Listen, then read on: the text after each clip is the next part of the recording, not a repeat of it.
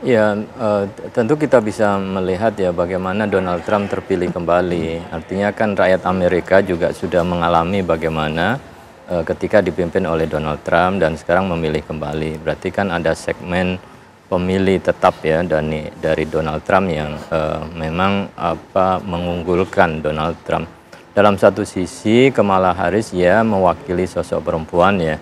Memang beberapa kali nampak ya sosok perempuan gagal ya untuk running di pemilihan presiden di Amerika ya. Nah, nampak juga sebenarnya sosok Kamala Harris itu kan tidak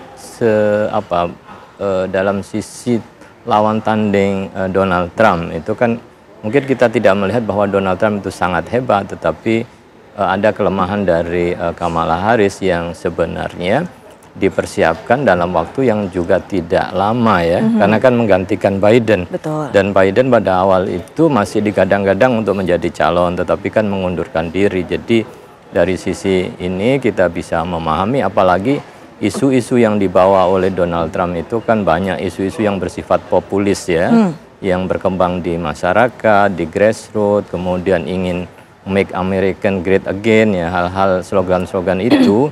Bisa saja memang dalam kondisi Amerika sedang mencari figur lain selain Biden yang dianggap selama ini mungkin kurang menunjukkan leadership ya, yang bisa menunjukkan kapasitas Amerika di dunia global. Gitu. Baik, isu-isu populis Pak Reza diangkat oleh Donald Trump, termasuk juga membuat Amerika berjaya kembali. Apa yang membuat masyarakat di sana kemudian percaya bahwa Donald Trump lah jawabannya? Padahal kita tahu adanya percobaan pembunuhan, kemudian juga sempat terseret kasus kriminal walaupun bisa menghindar dari pengadilan. Kemudian apa yang membuat warga pemilih di sana begitu percaya lagi? Kalau kita lihat Trump secara fisik, dia punya kemampuan retorika yang luar biasa. Dia bisa menggunakan kalimat-kalimat itu dengan nuansa psikolinguistik dan sosiolinguistik yang dimengerti oleh berbagai segmen masyarakat tersebut tanpa mereka perlu lihat kamus, dan mereka bisa lihat Trump itu bicara dan Trump tahu jawabannya. Misalnya dia mengatakan make America great again. Itu udah dia katakan dari 5-6 tahun sebelumnya. Ketika itu dia dengan jelas mengatakan misalnya pemerintahan Amerika Serikat yang sekarang itu kurang cerdas. Kemudian dia juga mengatakan Amerika itu harus menjadi negara-negara yang manufacturing country. Kemudian Amerika Serikat juga harus memimpin isu-isu internasional. Kemudian juga Amerika Serikat dia bisa dengan sekali bicara, dia bisa membangkitkan semangat masyarakat Amerika Serikat yang sedang butuh apa? Butuh job. Tadi kita lihat kalimat pembukaan dia, job, dan 3 kata diawali dengan job. Memang masyarakat Amerika Serikat sekarang ekonomi sedang turun dan mereka melihat di depan mata kemampuan Amerika Serikat menahan produk-produk dari Cina itu susah.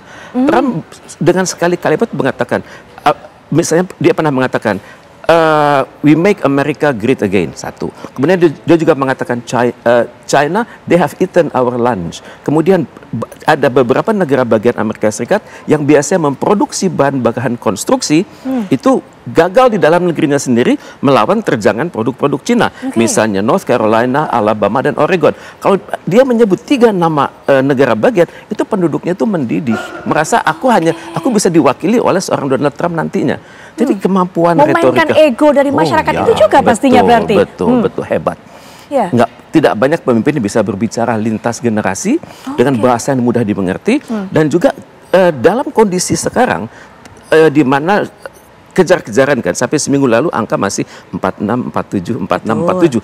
Dia bisa masuk ke wilayah-wilayah yang tadi dikatakan kan, dia berterima kasih pada masyarakat pendatang Amerika Serikat, masyarakat Hispanik, masyarakat Muslim, masyarakat Arab.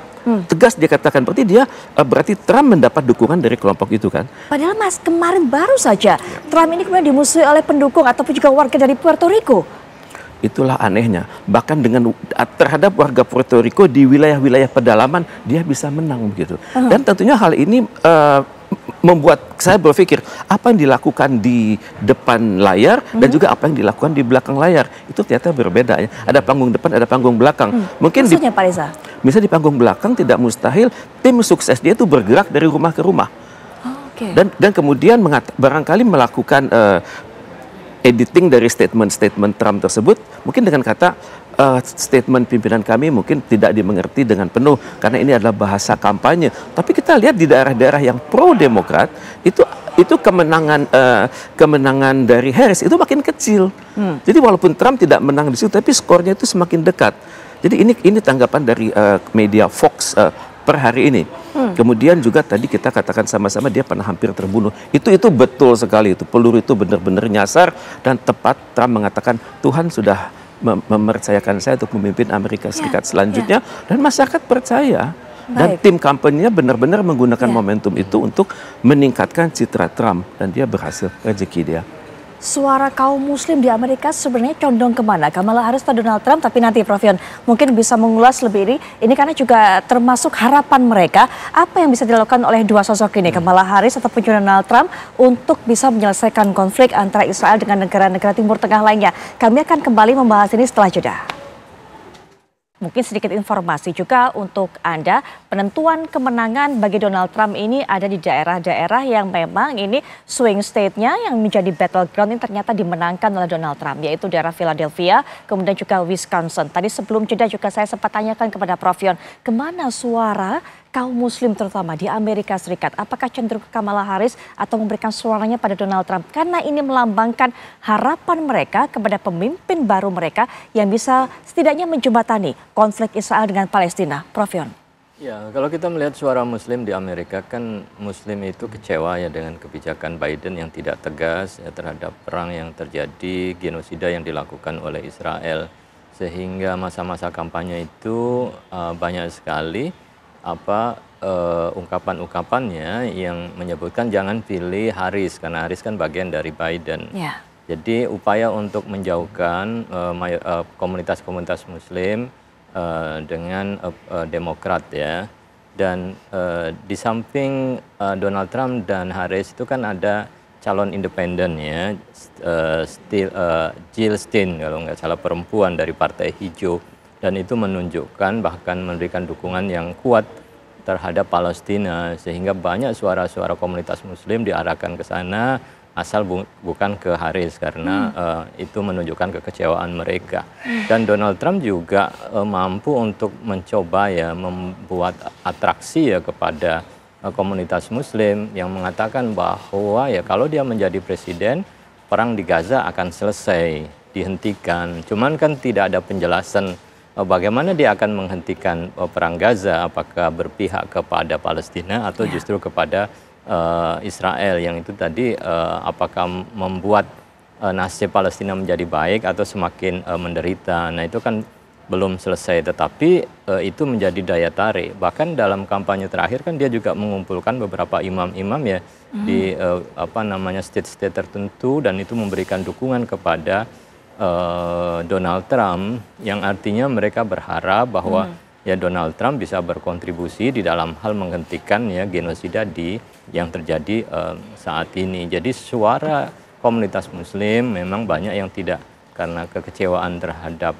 Biden, terhadap Harris yang kemudian tidak disalurkan ke mereka.